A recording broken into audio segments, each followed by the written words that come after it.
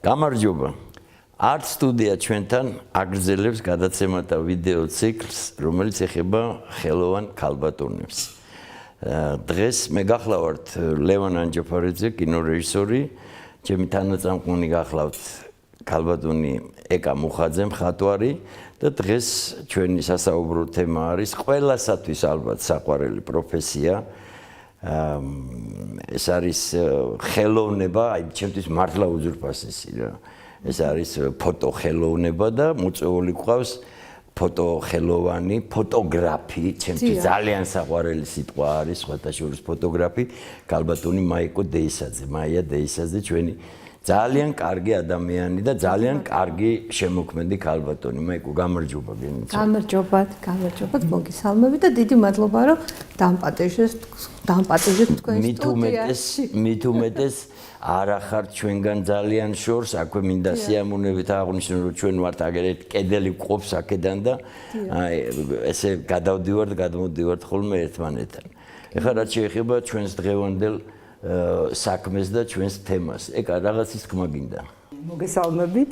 გავაგრძელებ შენს სიტყვას და ვიტყვი, რომ ჩვენ ვიმყოფებით ისტორიული კინოსტუდიის ტერიტორიაზე და ანუ ეს თქვენი სტუდიაც აგერ გვერდზეა და ასევე მე მინდა წარვადგინა უბრალოდ ჩვენი პროექტი, რომელსაც ვანხორციელებთ.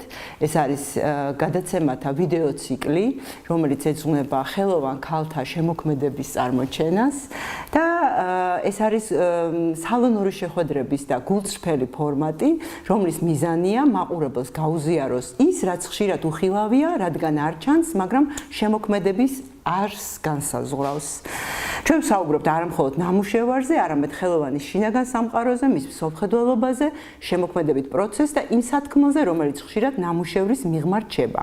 ჩვენი გადაცემათა ციკლი დამოუკიდებელ და მიუკერძოებელ სივრცეს ქმნის, სადაც წარმოვაჩენთ ხელოვანებს, მათ შემოქმედებას და იმ უხილავ პროცესს, რომელიც ამ ყველაფრის უკან დგას. ხელოვან ქალბატონებს. ამჟამად ხელოვან ქალბატონებს. ამჟამად ხელოვან ქალხელოვანებს. ქალხელოვანებს. პროექტი ხორციელდება საქართველოს კულტურის სამინისტროს და შემოქმედებითი საქართველოს მხარდაჭერით და აი ეს მინდა რომ მე თქვა სტუმრად შესანიშნავი ადამიანი მოწვეული. მაიკო, პირველ კითხვას თუ შეიძლება მე დაგისვავ და აი პირდაპირ საქმეზე გადავალ. აი ფოტოგრაფია და ქალბატონი. აი რამ მოიტანა შენში აი ამ პროფესიისადმი ეს ლტოლვა, მე ვიცი რომ შენ ძალიან გიყვარს შენი საქმე. იცით რა, მე ახლა გაგიკვირდება და სრულიად შემთხვევით მოვხვდი ამ სფეროში. ბავშვობიდან აი სულ მინდოდა ყოფილიყავი მსახიობი და ტექნიკურ უნივერსიტეტში რომ ჩავაბარე, ყველა ჩემი მეგობარი იყო გაოცებული. რომ როგორ შენ ტექნიკურ უნივერსიტეტში როგორ ჩააბარე, მაგრამ ეთყობა ეს იმდენად დიდი იყო ჩემი ტოლო, რა ვიცი, განგება ხო იცი ზემოთ ღმერთი მაღალია და ყველაფერს თვითონ გეგმავს. და მოკლედ აი ესე გავიცანი ბატონი იური მეშტოვი, სრულიად შემთხვევით და მოკლედ მე დაავადდი ამ ფოტოგრაფიით და მთელი 30 წელია უკვე მე ამ საქმით ვარ დაკავებული და ეს არის ჩემი ცხოვრების წესი გახდა უბრალოდ. მე მივატოვე ყველაფერი, მინდა გითხრათ. მაშინ მუშაობდი ტექნიკურ უნივერსიტეტში, ვასწავლედი მხაზველობით, გეომეტრიას და საინჟინრო გრაფიკას. საიდან სადაო, ხო? დიახ, მუშაობდი ადმინისტრაციაში, იქ ყველაფერი მივატოვე, აბსოლუტურად, იმიტომ რომ მე ვნახე თავისუფლება ამ საქმეში. თუ ხელოვნება ხო იცი თავისუფალი ადამიანების თავშესაფარია და ჩემთვის ფოტოგრაფია გახდა აი თავისუფალი სუნთქვა და ცხოვრების წესი. ნუ ახლა მე ამის გარეშე ვერ წარმომიდგენია ცხოვრება, იმდენად ბედნიერი ვარ ამ საქმეში. იურა ახსენე, ჩემთვის უსაყვარლესი და არა მარტო ჩემთვის, რა ვიცი, საერთოდ ერთ-ერთი დიდი ფოტოხელოვანი, ვინც კი არსებობს საერთოდ ამ ქვეყანაზე. ეს 30 წელია თქვენი თანამშრომლობა ერთად მოდის, ხო? დიახ. და აი რა მინდა რომ გითხო, მე თქვენთან ხშირად ხედავ ახალგაზრდებს. დიახ. თქვენ ასწავლით, ხო? დიახ. ამ ხელოვნებას. დიახ. და რა არის პირველი, თქვათ, აი პირველი ის, როდესაც შენთან შემოდის ახალგაზრდა, აი რას ასწავლით პირველი? ნახეთ, ეს არის უდიდესი ბედნიერება, მინდა გითხრათ. და წეგან ეკასაც ვეუბნებოდი, რომ სწავლება თვითონ არის ძალიან დიდი ხელოვნება. იმიტომ რომ მე მქონდა ესეთი სიტუაცია, რომ მყავდა უდიდესი მასწავლებლები, უდიდესი პედაგოგები, მაგრამ მე ვთვლი, რომ ჩემი დიდი პედაგოგი იყო ქალბატონი ნუნუ დარახველიძე, რომლის ლექციაზეც მე მოვხვდი სამხატვრო აკადემიაში, იმიტომ რომ მინდოდა უფრო მეტი მესწავლა, ვიდრე მე ვიცოდი, როცა კათედრაზე მტოვებდნენ. და მე რომ ვნახე ქალბატონი, რომელიც სიგიჟემდე იყო შეყვარებული თავის სტუდენტებში, მე ჩემთავს უთხარი, რომ მე თუ ესე სტუდენტი არ მეყვარება, მე არ მაქვს უფლება, რომ აუდიტორიაში შევიდე.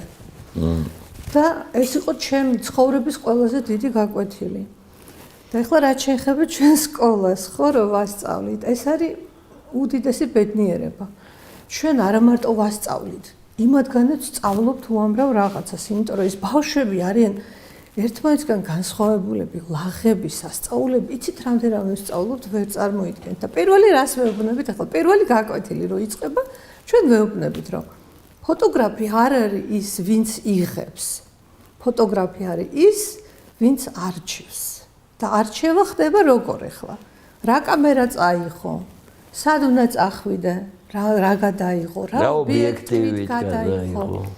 რა მოვლენა გადაიღო? რა კომპოზიცია?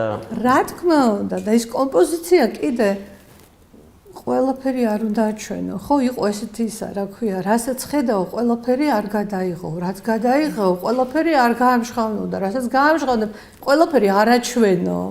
მაგრამ ჩვენ ესე ვამ, თუ შენ შეგიცლია არჩევანი გააკეთო უკვე შენი გადაღებული ნამუშევრებიდან, უკვე ესე იგი შემდგარი ფოტოგრაფი ხარ და ძალიან ბევრი რამე უკვე ნასწავლე. ესე იგი, როდესაც უკვე შენ ხვდები რა არის, რა გინდა? ნახეთ რა ხდება, ჩვენ სკოლაში ესეთი პრინციპია. შეიძლება ვინმე არ გამოვიდეს დიდი ფოტოგრაფი, მაგრამ კარგი შემფარგლებელი ნამდვილად გამოვა. იმიტომ რომ მას ზუსტად იცის რა არის კარგი და რატომ არის კარგი, რა არის ცუდი და რატომ არის ცუდი. მე ამ ცოტა ხნის წინათ მოვხდი თქვენი ბავშვების გამოფენაზე, იქ ვარანცოვზე და მოვიხიბლე, იცი?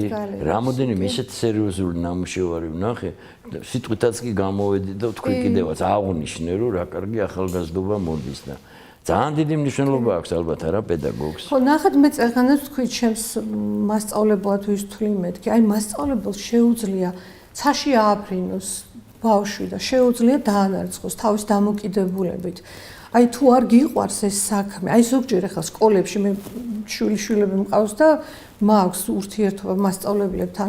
იცით რა არის ბავშვისთვის მოტივაცია, არის იმხელა რაღაცა. ერთხელ ჩემი შვილი მოვიდა და მითხრა რომ პირველ დღეს მივიდა სკოლაში რა, დარდადეგების შემდეგ და სპორტის მასწავლებელი მოვიდა და ჩამეხუტა და მაკოცაო და მთელი კვირა ამაზე ლაპარაკობდა ბავშვი. ანუ შენი დამოკიდებულება ისეთი დიდი მოტივატორია ბავშვისთვის, რომ შეიძლება რაღაცა არ იყოს ისეთი განათლებული და რაღაცა, მაგრამ ნუ რაღაცა გზა გაუხსნა, შანსი მისცე და შენი დამოკიდებულება მისთვის გადამწყვეტი გამოჩნდეს. აი რაგვარია ეს ჩვენი ძალიან ცნობილი პედაგოგი, რომელიც თავის საქმეში იყო, მოკლედ, რა ვიცი, მე რევოლუციონერი და ამონაშვილი ის ამბობს, რომ მე 6 კლასამდე ვიყავი ოროსანი, სანამ წესიერი მასწავლებელი არ შეხვდა. ხო, ამიტომ ეს ძალიან საოცარი დიდი პედაგოგია, კი. საოცარი ადამიანია. სხვათა შორის არ შემიძლია რომ არ თქვა, რეზო ჩხეიძე იყო ძალიან მაგარი პედაგოგი. აი ჩემი პედაგოგი, მე თენგიზი მყავდა აბულაძე და რეზო ჩხეიძე, ორი ტიტანი და ორი გენიოსი.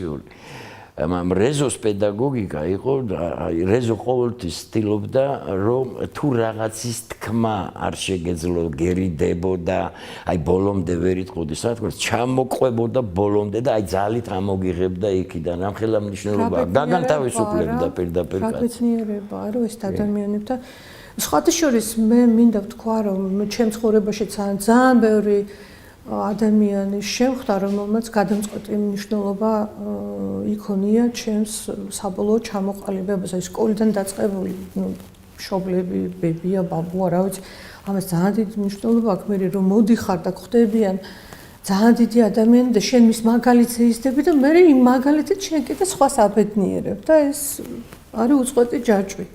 და თქვენ რაც ნახეთ, ის იყო სულ 6 თვის ნამუშევარი ბავშვების.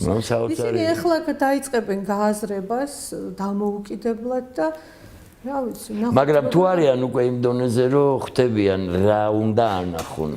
ალბათ კი რახან გამოფენა იყო, ხო? კი, რა თქმა უნდა, ჩვენ ისე გამოფენას არ მოვაწყობთ, იმიტომ რომ ჩვენ თვითონ უნდა ვიყოთ ჯერ პედაგოგები, დარწმუნებულები, რომ ისინი სწორ გზაზე დგანან და მერე უკვე შეიძლება გამოფენა. ეკა რა მაგიური რა ძალა აქვს ფოტოგრაფიას, რა არ არსებობს ერთ ალბათ ადამიანი, ვისაც ეს ფოტო და მე ხა ფაქტიურად პასუხი მივიღე იმ კითხვაზე, რომელიც მინდოდა რომ დამესვა შენთვის. აი ცით რას გულისხმობ, რომ აი ესეთი სულ მაინტერესებს აი ეს საკითხი, რომ ესე იგი თანამედროვე ტექნოლოგია საოცარი სისწრაფით ვითარდება. ყველაფერი არის შესაძლებელი. განსაკუთრებით ესე ფოტოს გარშემო და ისედაც. თუ გინდა რა რაკურსიდანაც გინდა გადაიღებ, რაც წარმოგიდგენია, იმასაც დაავალებ და იმასაც გაგიკეთებს, არ არის ჭრილი, რომ არ გაკეთდეს. ასევე თუ გინდა როგორც მხატვრის ნახატად გადააქცევ, ანუ უსაზღვრო შესაძლებლობებია და მართლა ძალიან ჩამთრევია და ძალიან საინტერესო და ფაქტიურად ტელეფონი ვისაც აქვს, ყველას აქვს წვდომა აი ამის გაკეთებას. აი ამ დროს მე ესეთი კითხვა კი, ზუსტად ეს მაინტერესებდა ძალიან ახლა შენგან როგორც ფოტოხელოვანისგან, ფოტოგრაფიისგან პროფესიონალი მაღალი რანგის ნამდვილად. მაღალი ნათქვამია. ჩვენ დაბალი რანგისაც არ ვიწვევთ გენაცვალ. მართლა და მე ეს ავანსებია. კი რომ ესე იგი რა არის, რა რჩება? ესე იგი თუ ყველაფერს აკეთებს, ალბათ პასუხისმგებლობა კიდევ უფრო იზრდება, იმიტომ რომ ფაქტიურად ყველაფერი კეთდება, რასაც ჩაიფიქრებ და ეს იმიტომ იყო პასუხი, რაც თქვი, რომ რას აირჩევ. ანუ აი ეს იყო აი ეს პასუხი ზუსტად მე იდეა მართლა ხო ტექნოლოგიები მართლა საოცრად განვითარდა და პროფესიონალი მასწავლებელი, რაც თავარია, ეს არის აუცილებელი. აი ხო მე მოვიყვანე წეგან მაგალითი, აი ნახეთ რაღაც პლაკატის შექმნა მინდოდა და ხელოვნური ინტელექტს მივეცი ტექსტი და მივეცი ფოტოც. და ნუ ისე დაამახინჯე ეს ჩვენი ქართული რაღაცა ასუევს გადააბა მიაბა მოაბა ხო რაღაცა და ნუ მანდ მივხვდი რომ ესე იგი ადამიანი მაინც საჭიროა ეს შეუცვლელია რა თქმა უნდა ანუ შეგრძნებების ემოციები რომელიც შენ გაახლავს ხო ამ იცით რა არის საერთოდ მე ვთვლი რომ ხელოვანს რომელსაც არ აქვს თავში აზრად რომ ის თავის ნაწარმოებით შეცვლის სამყაროს ის ხელოვანი არ არის ხო ხო და ну, არ ვიცი ხა რამდენად შეუძლია ეს შეგრძნებები კონდეს ხელოვნური ინტელექტს, ხო? მაგრამ ადამიანის გარეშე აი ხა სწავლებაზე დამისვა კითხვა ბატონმა ლევანმა და ნახეთ ჩვენ ზოგჯერ კი არა ეხლა ტექნოლოგიების დაიხოწო რომ კამერები ყველაფერს აკეთებს აბსოლუტურად ყველაფერს ანუ გამოსახულებას იდეალურს მიიღებს მაგრამ ნახეთ მას არ აქვს ტვინი და ჩვენი ტვინი ხო სათქმელის გარდა ჩვენი ტვინი ძალიან ბევრი რაღაცის ტრანსფორმაციას აკეთებს და კამერა არის მექანიკური ფიქსაციის საშუალება ის რასაც ხედავს იმას აკეთებს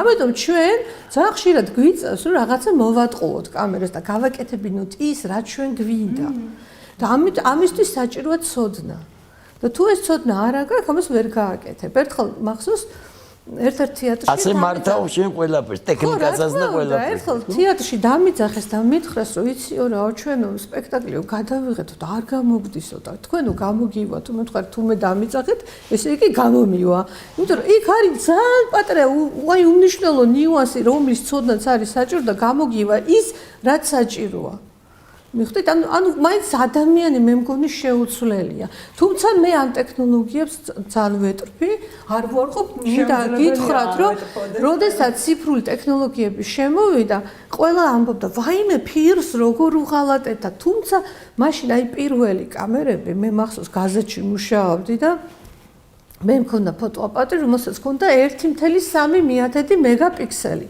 და ის იყო ნელი რომ რეპორტაჟზე რომ მივდიოდი, რომ ღილაკს რომ დავაჭერდი, რომ გაივიდა, მოვლენ და მე იღებდა ეს კამერა. და ნუ რა თქმა უნდა, მაშინ იყო ეს წუნი ქონდა ამ ციფრულს, მაგრამ ეხლა ისეთი ტექნოლოგიებია, რომ რას ლაპარაკობ, ფირიც კი ვერ მივა და ხშირად მედავებიან, რომ რას ქვია ფირი მაინც ხვარი, სხვა სიღრმეები აქვს, ნუ არ ვეთანხმები. და მე იყო ლაპარაკი ფოტოშოპზე. აი როგორ შეიძლება ფოტოშოპი გამოიყენო და Photoshop-ით ზუსტად იმას ვაკეთებთ ჩვენ, რასაც ვაკეთებდით ლაბორატორიაში, როცა ხელით ბეჭდავდით. ანუ იგივე манипуляციებს აკეთებ Photoshop-შიც, რომელსაც აკეთებდი. ხო, რა თქმა უნდა, არ გჭირდება ეს ქიმია, არ გჭირდება წუწაობა ამ წყალში და რაღაცა. ამიტომ გავლება და გამოვლება. ჩვენ პირიქით ეს ტექნოლოგიები უნდა გამოვიყენოთ ჩვენ სასარგებლოდ. მე ესე მგონია.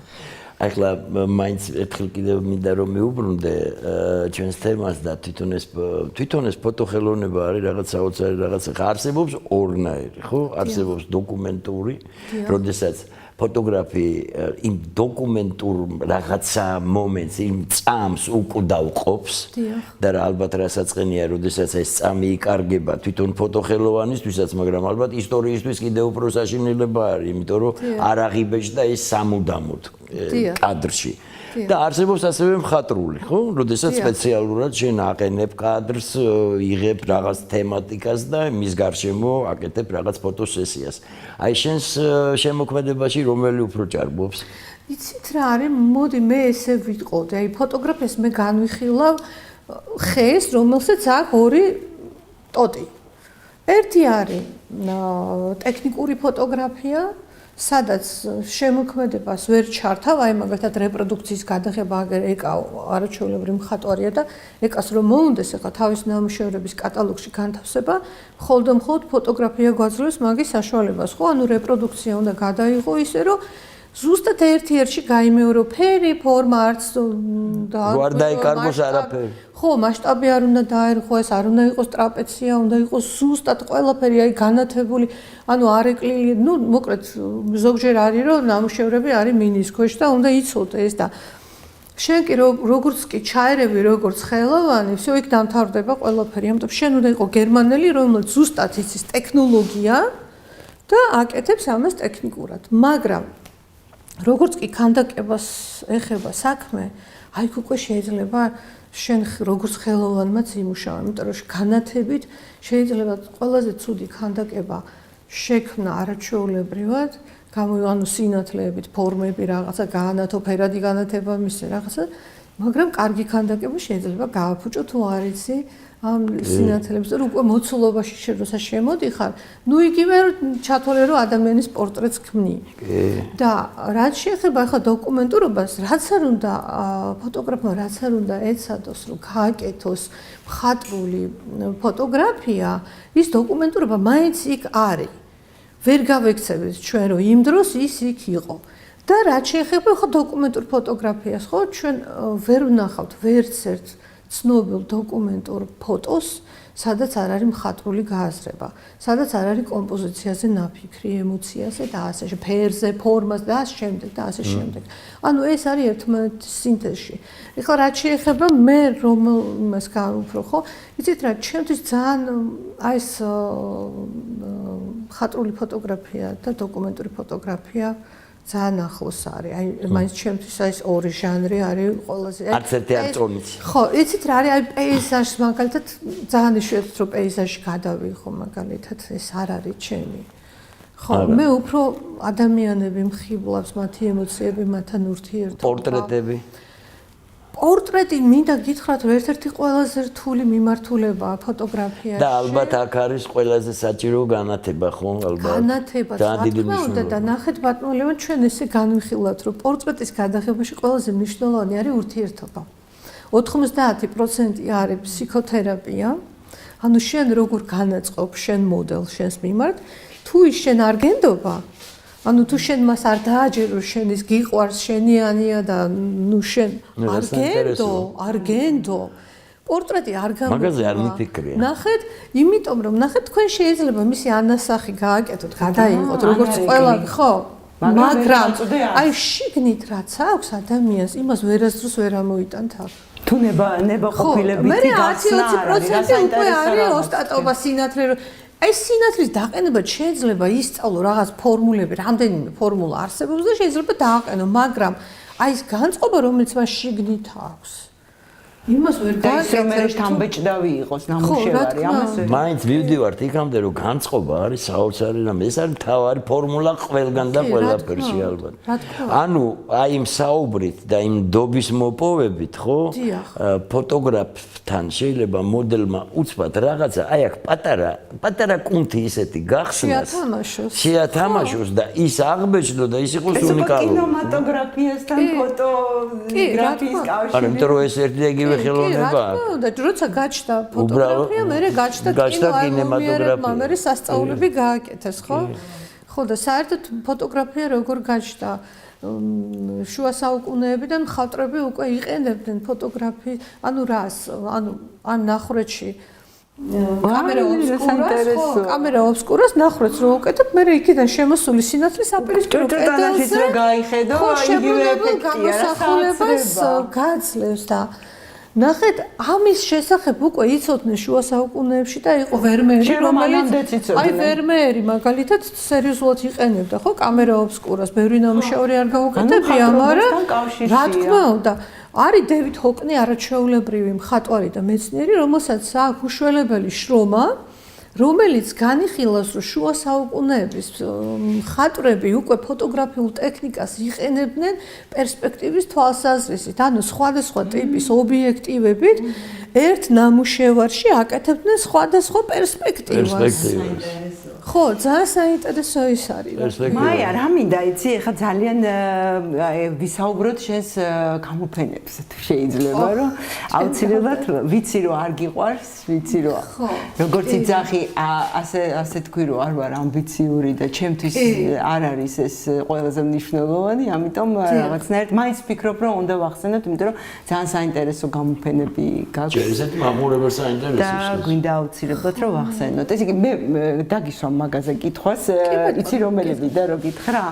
პირველი იყო ძალიან საინტერესო ხა ჩემთვის, რომ მსგავსი არაფერი გამიგია. პირველი შენი ესე იგი გამოფენა იყო სოლო პერსონალური გამოფენა, რომელიც ბებიას ხსოვნასადმი იყო, როგორც მივხვდი. ერქვა საფლავები. ხო, არაჩვეულებრივი გამოფენა ერქვა. და არაჩვეულებრივი, აბა საფლავები რო იყო ის. ხო, საფლავები იყო, ანუ საფლავებს ეხებოდა. აი რა კარგია რომ ეს შემისწორე, ესე იგი გამოფენას ერქვა არაჩვეულებრივი გამოფენა. მაგრამ ასახული იყო საფლავები. ეხლა ამას რომ მიყვებოდა ისეთი მოულოდნელი იყო ჩემთვის. ამ სახელწოდებით ყველაფერი გენიალურია გადაგებული. ნახეთ, ეს პარალელი იყო აი შენგელაიას ფილმთან. კი, არ ქონდა თავისი თმოძის. ამაზე დიდი ფილმი ხელოვანზე მე მგონი არ არის. როგორც არაჩვეულებრივი გამოფენაა, კაცო. ადამიანი, რომელიც არის გენიოსი მხატვარი და საფლავის ქვებს აკეთებს და რაღაცა და ნუ აი რაღაცა მაინც. ხო. და მე რომ დავინტერესდით რატო იყო საფლავები, ბებიასთან არის კავშირში, რომელიც იყო არაჩვეულებრივი ქალბატონი, იმერეთში იქ ერთად იყავით და დიდი წვლილი აქვს, როგორც ვიცი. ანტისა. კი, ჩემი გამსდელი გვარი მითხარი? ჯიჭონაია მეტრე. ჯიჭონაია, აი წარმომავლობას რო გითხრა გენიცი. ჩემი საოცრება მოყვა და რატოა ეს საფლავები და მე დავინტერესდი მე რომ რა იყო ასახული, როგორ და ეს რომ მოყვება. ბებიას ყავდა 21 წლის შვილი დაღუპული და მისთვის იყო საკრალური საერთოდ. აი ეს რიტუალები, საკურთხის კეთება დასავლეთში არის ეს კულტი, სხვათა შორის. ხო და აი თქვენ რომ ზუგდიდში წახვიდეთ და ნახოთ გაგიშდებით იქ რაღაც აი ნინო კირთაძემ გადაიღო სხვათა შორის ჩემი გამოფენა რო იყო გოგი გვახარიამ გააკეთა არაჩვეულებრივი ისა რა ქვია რეპორტაჟი ხო არაჩვეულებრივი რეპორტაჟი გააკეთა რადიო თავისუფლებაში მაშინ და მიუძღვნა აი ამ ჩემს გამოფენას ხო თორემ იმიტომ რომ ძალიან უჩვეულო იყო და ჩემთვისაც იყო უჩვეულო იმიტომ რომ ჩემთვის დაგეგმილი არ იყო უბრალოდ მე გარდამეცვალა 27 წლის ასაკში ძმა და იმდენად ახლო გახდა ჩემთვის ეს სიკვდილი. აი ნახეთ, ისეთი მშიშარა ვიყავი, რომ ღამე გარეთ ვერ გამოვდიოდი და ჩემი ძმა რომ დაიღუპა იმის შემდეგ, ეხლა საფლავზე შემძლე ღამე წავედი, საერთოდ შიში არ აქვს. იმიტომ რომ ვიცი რომ ჩემიანები იქ არის. ახლობელი გახდა. ძალიან ახლობელი და სხვათა შორის არის ესეთი ქალი სუზან ზონტაკი, რომელსაც აქვს დაწერილი ფოტოგრაფიაზე ძალიან სერიოზული შრომა და ის ამბობს, რომ ფოტოგრაფია ეს არის მემენტო მორი. გახსოვდეს სიკვდილი.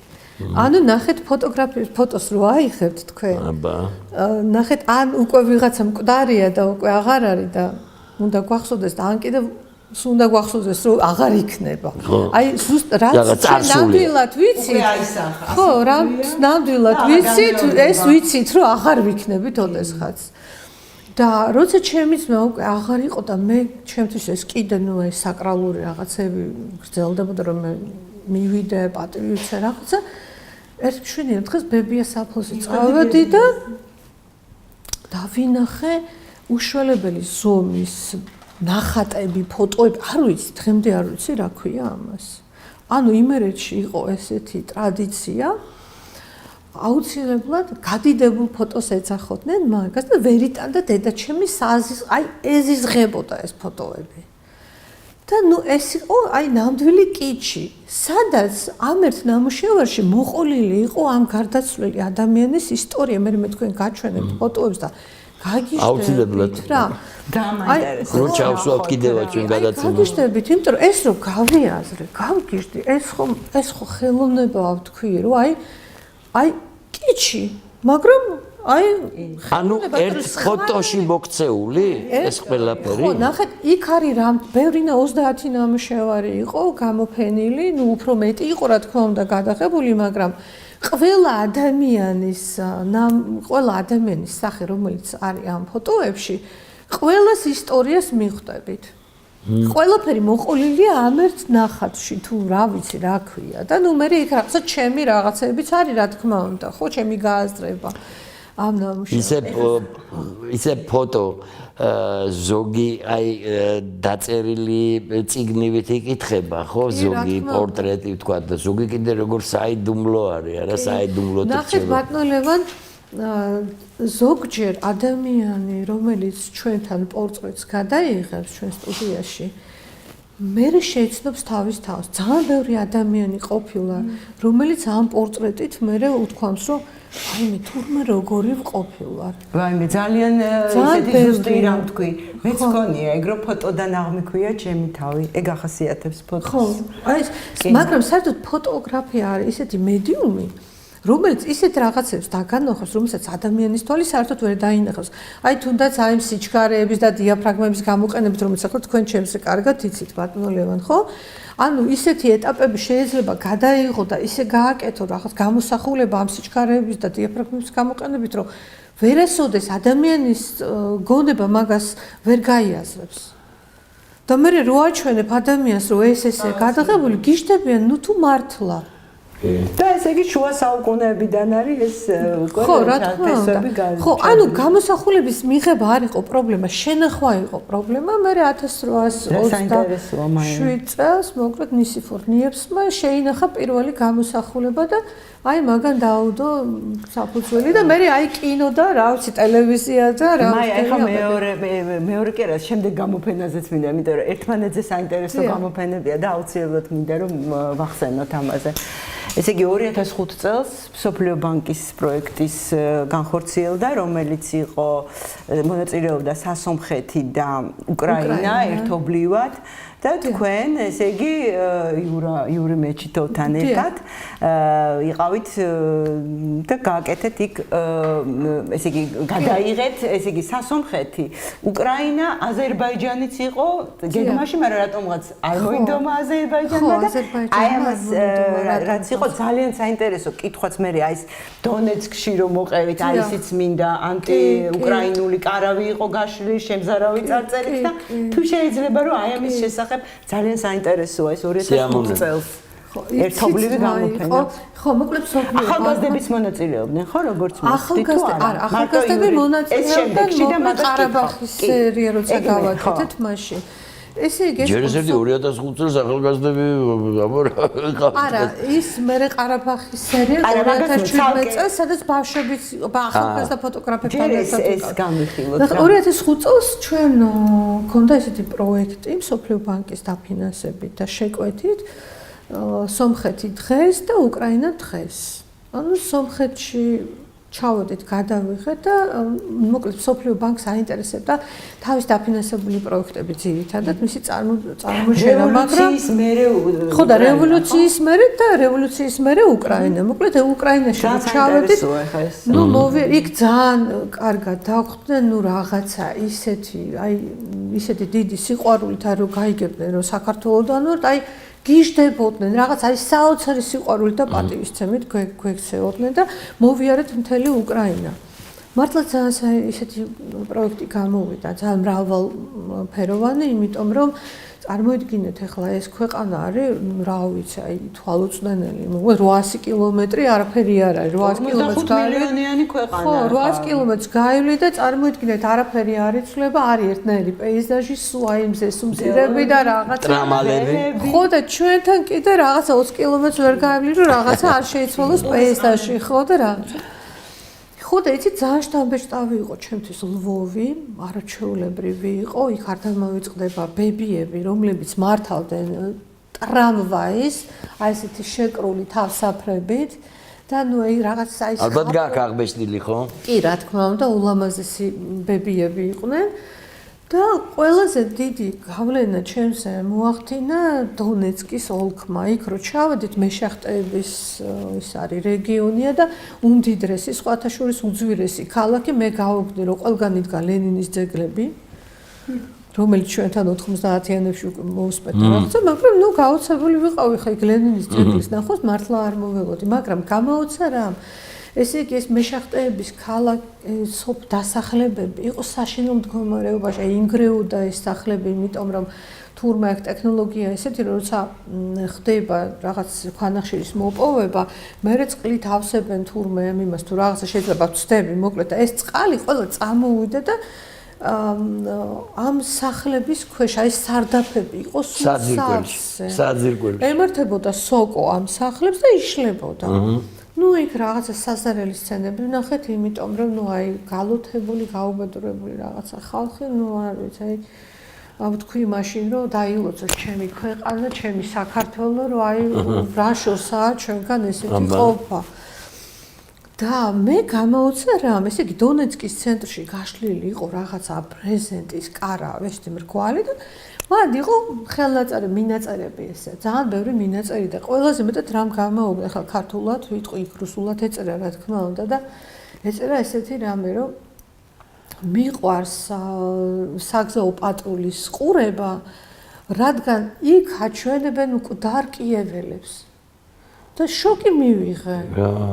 ხო, იმიტომ რომ ანუ ისინი მაშინაც კი რაღაცა, აი 2005 წელსაც და მე ეს ომი რომ დაიწყო სხვათა შორის სუის წარწერა მახსენდება, რომ შეძრწუნდი. რა თქმა უნდა, ახლა როგორ შეიძლება რომ საქართველოს ღმერთმა დაგვიფაროს რაღაცა, ხო, მაშინ ისეთი გაოცებული ვიყავ, ნუ არ ვიცი. ძალიან შთამბეჭდავი. შვიდობას ლოცულობ ყველაფერს. ხო, რა თქმა უნდა, მაგრამ მაშინაც კი ვნახე აი ესეთი რა. სასომხეთში რა ვითარება იყო მაშინ?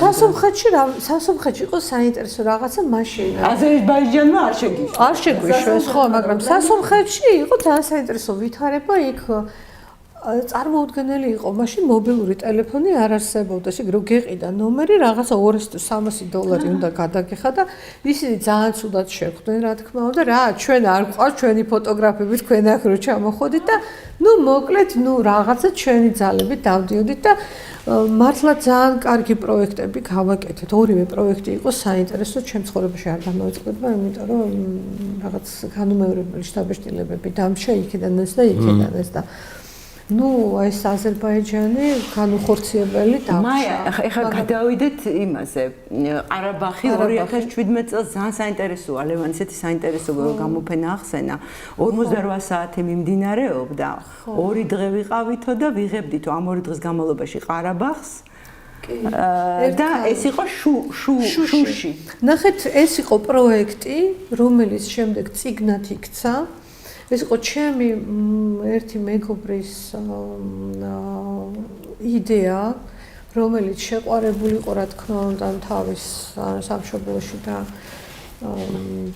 მართლა საოცარი ადგილია ეს ყარაბაღი, საოცარი ადგილია, ნუ ისეთი რაღაც, აი აღმოსავლური სასახლეები და რაღაცეები დგას, არ ვიცი, უშველებელი სახლები, რომელიც იყო დაცარიელებული, მაგრამ აი ჩემთვის ახლა ჩვეულებრივი მოკვდავი ქართველისთვის კი მესმის ახლა სომხებს ჰქონდათ რაღაც თავისი პატრიოტული რაღაცეები, მაგრამ მე რო წარმოვიდგინე, რომ იქ ვიღაც აზერბაიჯანელიც ცხოვრობდა თავის დროზე და მოუწია თავისი სახლის დატოვება და იქ არის цаრიელი და რაღაცა და იქ იყო რა თქმა უნდა შენარჩუნებული ეს სახლები დაცარიელებული და ნიშნები რა თქმა უნდა აზერბაიჯანული აღმოსავლური თაღები და რაღაცები და იყო ნიშნები რომ იქ ცხოვრობდნენ ოდესღაც აზერბაიჯანელები და ეს ხალხი რომელიც თითქმის ძმურ ურთიერთობაში იყო და ერთშენიერ დღეს ეგ იყო განხეთქილების ვაში ხო მტრებად გადაიქცნენ და რაღაცა და მოკლედ ჩვენ ჩავედით იქ 48 საათის განმავლობაში მუშაობდით მე ბატონ იური მეჩტოვე გადაბმულად მაია კი 48 საათი ანუ მუშაობდით ახალგაზრდებს უფრო მეტი შანსი მივეცით რომ უფრო მეტი რამე გადაიღოთ უფრო მეტი საინტერესო რამეები ენახათ ახლა ჩვენ მაინც უამრავი რამე გქონდა გადაღებული და რაღაცა მაგრამ ჩვენც ვიმუშავეთ და თქვენი ზედამხედველობის ქვეშ მივიდა ხო არა ნუ იქ ჩვენ კარგად ვიმუშავეთ წიგნის მასალად შეგროვდა არაჩვეულებრივი დაიბეჭდა წიგნი და მე შემდეგ წელს დაგპატიჟეს კიდევაც პრეზენტაციაზე და ჩავედით მე და იურა და არაჩვეულებრივი პრეზენტაცია მაგრამ ნახეთ მე რის თქვა მინდა აი და დარჩა ეს ქალაქი აი ამ ფოტოებში აი ეს აქ ფოტოგრაფიას რომ ეს დარჩა ეს ადამიანები დაიკარგა ზოგი აღარ იცის ურთიერთობა საერთოდ იმ ადამიანებმა დააკარგეს ყველაფერი ეს ადამიანები უკვე იქ აღარ ცხოვრობენ ზოგი დაიღუპა და სულ მეფიქრება იმაზე სად არის ახლა ის ხალხი და არ მოვიწყდება მაგათი ცეკვა ეს იყო აი ამ ახალგაზრდა ბავშვების ცეკვა რომლებიც ცეკვავდნენ ისეთი სიძლიერით და ისეთი ძალა იყო ამ ცეკვაში რომ ისინი ნებისმიერ რაღაცას დაამარცხებდნენ მაგრამ მოხდა ისე რაც მოხდა და საბოლოოდ წავიდნენ ისინი მე შემძრა აი დაახლოებით მე შემიძლია ვთქვა ესა მე შემძრა როდესაც ახლა რასაც შემყვებოდი აი ფოტოები ვიხი ჩერნობილის ფოტოები ვიხი აი ამდენი თოჯინა ამდენი ბავშვის ფეხსაცმელი ამდენი ბავშვის გასართობი მაგი და საწოლი თუ ჩაიდანი თუ ქალის წინსაფარი თუ რა და მიტოვებული აბსოლუტურად სამწუხაროდ ჩვენს ისტორიაში და თანამედროვე ისტორიაშიც არის ესეთი ფაქტი მიტოვებული ქართული სახლები აფხაზეთში რომელიც იმედი მაქვს რომ ძალიან მალე გამოსწორდება და კარგად იქნება. აქ რა მინდა იცი ჩავთო რომ ჩვენი ალტოლვილები დევნილები როდესაც ისინიც ფოტოები ყველაზე ძვირფასი სწორედ ფოტოები არის და მათ როდესაც ვერაფერი ვერ გამოიტანეს სახლებიდან გამოაქვთ ფოტო. ესე იგი როგორ ჯდება და როგორი ამაღელვებელია და ძალიან შთამბეჭდავია ესე იგი ეს თუ რაოდენ დიდი ძალა აქვს. ფოტოს და რაოდენ დიდი ინფორმაცია. დევს ისტორია. ყველაფრით დაწყებული და ყველაფრით დამთავრებული. მაიკო, რა ვიცი, ახლა მე წეღან მინდოდა კიდევ ერთი ესეთი შეკითხვა, მე ძალიან ერთი რამე რო არ აღნიშნო, არ ვიცი, ახლა მე შენ ძალიან პატივს გცემ და ძალიან მიყვარხარ და განსაკუთრებით კიდევ იმის მერე, როდესაც დავინახე თვითონ შენი პიროვნება. მე რო აქ შემოვდიოდი ძველად. მე რო შემოვდიოდი სტუდიაში და მაშინ სასწავლო სტუდია მებარას დირექტორი ვიყავი. ავთანდილივით შემოვდიოდი ხოლმე. ესე იგი, ძაღლები, კატები, მტრედები, ჩხიკვები მყავდა, კაცო, ჩხიკვები, გოჭები დამდებდნენ ჩხიკვები. ესენი რომ დამდებდნენ ჩხიკვები, აბა კაცო, ხელიდან ვაჭმევდი და მე ერთ-ერთმა დამპატიჟა, რომ ისაო ბატონო ლევან მინდა ორო სტუმრად გვეწიოთო, აქვე იყო რაღაცა პურმარილივით გააკეთეს. და რომ მივედი დამხდა ეს ჩხიკვები დახოციდნენ. იმე ისეთი ის მივიღე, სტრესი მივიღე. აღარ მოყვები მე იქ რა მოხდა, ისინი აქ აღარ შემოსულან საერთოდ. და აი რომ მივდიოდი ამ სტუდიიდან ისე წნებოდა გული იყო გარკვეულ პერიოდში როდესაც მე აქ არ ვიყავი რომ ამდენი ეს მიუსაფარი ცხოველები და რაღაცეები და მაიკო აღმოჩნდა ის ადამიანი რომელსაც ასე უყვარს და არა მარტო აჭმევს და ასმევს ექიმებთან დაღავს და მთელ ნემსებს უკეთებს და რას აღარ კარგი გოგო ხარ ძალიან კარგი პიროვნება ხარ ასევე დიდ პატივს მე იურას რომელიც ჩემი ძალიან ძვირფასი მეგობრია რომელიც უკვე იყო ჩვენი სტუმარი იყო ოღონდ ხელოვანი კაცების წარმომადგენელი ჩვენი პირველი სტუმარი იყო ჩვენი პირველი სტუმარი იყო იურა ჩავწერეთ დიდი მადლობა. მაიკო, პირიქით შენ მადლობა, რომ ხარ ჩვენი სტუმარი და ხარ ესეთი ძალიან კარგი ადამიანი. მე ჩვეულებრივი ადამიანი ვარ, არაფერი ისეთი ბატონული ვარ, ჩვეულებრივი ისეთი ვარ, როგორც უნდა იყოს ადამიანი. დიდი მადლობა. დიდი მადლობა შენი სტუმრობისათვის. დიდი მადლობა, რომ ჩამთვალეთ ღირსად, რომ აი თქვენი გადაცემის სტუმარი ყოფილიყავით. ეჭვთან მეპარება, რომ ჩემს დიდები და გრანდები და არაჩვეულებრივი ადამიანები გეყოლებათ ამ ციკლში. ყველა კარგი ყავს. ძალიან დიდი მადლობა კიდევ. ასე რომ არ ვანსხავებ. დიდი მადლობა სტუმრობისთვის. ასევე მინდა გადაუხადო დიდი მადლობა შემოქმედებით საქართველოს და კულტურის სამინისტროს, რა თქმა უნდა, განსაკუთრებული მადლობა შენ როგორც კინორეჟისორ ლევან ანჯაფარიძეს ამ პროექტში ჩართულობისთვის, თანაწამყვანობისთვისაც და ასევე ისტორიული კინოსტუდიის ტერიტორიაზე არსებული შენი არტ სივრცეში ჩვენთვის აი ამ ადგილის დათმობისთვის. სიამოვნებთ. და არ შეგვიძლია ახლა დიდი მადლობა არ გადაუხადოთ ასევე სკანდინავიურ საერთაშორისო ბრენდ იუსკის, რომელიც გევლინება როგორც ქართული კინოს ხარდამჭერი. ასევე ვინოტელს არის შესანიშნავი ღვინის სახლი, სასტუმრო, რესტორანი, ბუტიკი. ქართული წესით გაწარმოებენ ღვინოს. ხო, ეს არის ძალიან ძვირფასი და სხვათა შორის აი ეს არის მწვანე ქისი, რომელიც რატომ არის სიმბოლური, იცი? ქალი არის გამოსახული აი ამ ღვინოზე და ძალიან გთხოვეს რომ თქვენს ძალიან საპატივცემულო სტუმრებს აუცილებლად გაატანეთ ეს ღვინო ჩვენ რომ მოგვიგონონო და ასე რომ გემშვიდობებით ჩემო ძვირფასო მაყურებელო მომავალ შეხვედრამდე. მადლობა.